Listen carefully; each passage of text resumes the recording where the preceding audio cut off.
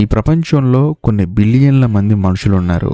కానీ ఎవరిని అడిగినా వినిపించేది ఒకే ఒక్క సమాధానం: మనశ్శాంతి లేదు. వినడానికి ఇది చాలా చిన్న మాటలు అనిపించవచ్చు, కానీ ఈ రోజుల్లో మనిషిని లోపల నుంచి నిలువుగా కాల్చేస్తున్న అతిపెద్ద సమస్య ఇదే.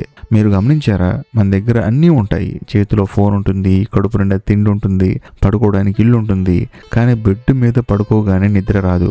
కళ్ళు మూసుకుంటే చీకటి కనిపిస్తుంది, కానీ మెదడులో మాత్రం వేల వేల ఆలోచనల యుద్ధం జరుగుతూనే ఉంటుంది.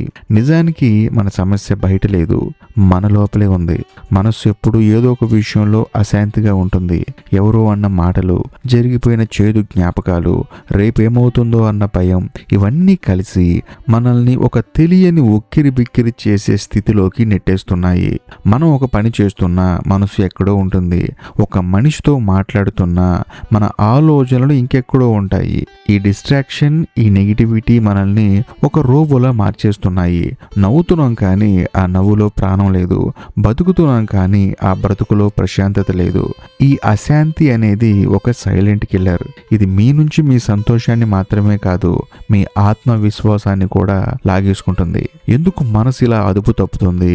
ఎందుకు మనం చిన్న విషయాలకి అంత కుంగిపోతున్నాం? దీనికి ప్రధాన కారణం మన మెదడుని మనం ఒక డస్ట్బిన్ లా మార్చేయడం. పొద్దున్న లేచినప్పటి నుంచి రాత్రి పడుకునే వరకు మనం ఏవేవో చూస్తాం, వింటాం. పనికిరాని వార్తలు అవ్వచ్చు, సోషల్ మీడియాలో ఇతరుల జీవితాలు అవ్వచ్చు, విమర్శలు అవ్వచ్చు, వీటన్నిటిని లోపలికి పంపిస్తాం. మన మెదడుకి విశ్రాంతి అంటే నిద్రపోవడం మాత్రమే కాదు, ఆలోచనల నుంచి విరామం దొరకటం. కానీ దురదృష్టవశాత్తు మన మెదడుకి ఆ విరామం దొరకటం లేదు. మెదడు నిరంతరం అలజడితో ఉంటే ఏం జరుగుతుందో తెలుసా? అది మీ శారీరక ఆరోగ్యంపై ప్రభావం చూపుతుంది. ఒత్తిడి పెరుగుతుంది, ఏకాగ్రత తగ్గిపోతుంది. మనం దేన్నైతే ఎక్కువగా ప్రేమిస్తామో, దేని గురించి అయితే ఎక్కువగా ఆలోచిస్తామో అదే మన మైండ్ సెట్ అవుతుంది. ఈ రోజుల్లో మనం ఎక్కువగా నెగిటివిటీని, ఆందోళనని ప్రేమిస్తున్నాం. అందుకే మన మనసు ఒక విషవలయంలో చిక్కుకుపోయింది. ఆ అశాంతి వల్ల మనం తీసుకునే నిర్ణయాలు తప్పవుతాయి, మన బంధాలు దెబ్బతింటాయి. చివరికి మనం ఒక ఖాళీ పాత్రలా మిగిలిపోతాం. ఇక్కడ పాయింట్ ఏంటంటే, మీ మనసులో ఏదో ఒక శబ్దం కంటిన్యూస్ గా వినిపిస్తూ ఉంటే ఇక దైవత్వానికి లేకపోతే నిజమైన మనశ్శాంతికి చోటు ఎక్కడుంటుంది? ప్రేమానంద్ గోవింద్ శరణ్ గారు ఒక అద్భుతమైన మాట చెప్తారు: అశాంతితో ఉన్న మనసుకి మందు నామజపం. ఇది వినడానికి ఆధ్యాత్మికంగా అనిపించినా దీని వెనుక ఒక గొప్ప సైకాలజీ ఉంది. మన మనస్సు ఎప్పుడు ఏదో ఒకటి మాట్లాడుతూనే ఉండాలి. దానికి ఏమీ ఇవ్వకపోతే అది చెత్త ఆలోచనలు పట్టుకుంటుంది. అందుకే దానికి ఒక పాజిటివ్ శక్తి అందించాలి. అదే నామస్మరణ. మీరు ఏ దైవాన్ని నమ్మినా, ఏ పేరునైనా తలుచుకోండి. ముఖ్యంగా రాధా నామస్మరణ గురించి చెబుతూ అది మనసుని కడిగేసి అమృతం లాంటిదని అంటారు.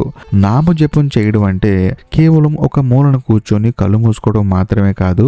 మీ ఆఫీసులో ఉన్న, ప్రయాణంలో ఉన్న, వంట చేస్తున్నా, మీ పెదవులు కదలకపోయినా మీ మనసు లోపల ఆ నామం మారు మోగుతూ ఉండాలి. అది ఒక ప్రాక్టీస్. ఎలాగైతే జిమ్కి వెళ్ళి బాడీని బిల్డ్ చేస్తామో అలాగే నామజపంతో మనసు స్ట్రాంగ్ చేసుకోవాలి. ఎప్పుడైతే మీ లోపల భగవంతుడి నామం నిరంతరం వినిపిస్తుందో అప్పుడు బయట జరిగే గొడవలు, విమర్శలు మిమ్మల్ని అస్సలు ముట్టుకోవు. అది మీ చుట్టూ ఒక రక్షణ కవచంలా మారుతుంది. నిజమైన మార్పు అనేది నిర్ణయం తీసుకున్న క్షణమే మొదలవుతుంది. ఈ రోజు నుంచే, ఈ క్షణం నుంచే ఈ ఒక్క చిన్న అభ్యాసం మొదలు పెట్టండి. మీ మనసు ఎప్పుడైతే ఆందోళనకు గురవుతుందో వెంటనే అన్నింటిని వదిలేసి ఒక్క నిమిషం పాటు ఆ నామాన్ని తలుచుకోండి. దీనివల్ల మీ బ్రెయిన్ రీవైర్ అవుతుంది.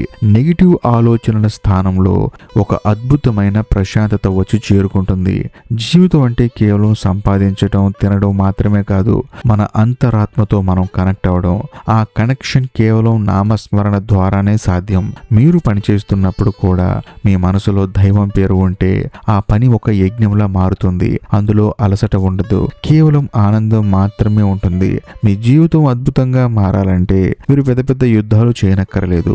మీ మనసులోని ఆలోచనల దిశను మారిస్తే చాలు. నిరంతరం నామస్మరణ చేసే వ్యక్తి ముఖంలో ఒక వెలుగు ఉంటుంది.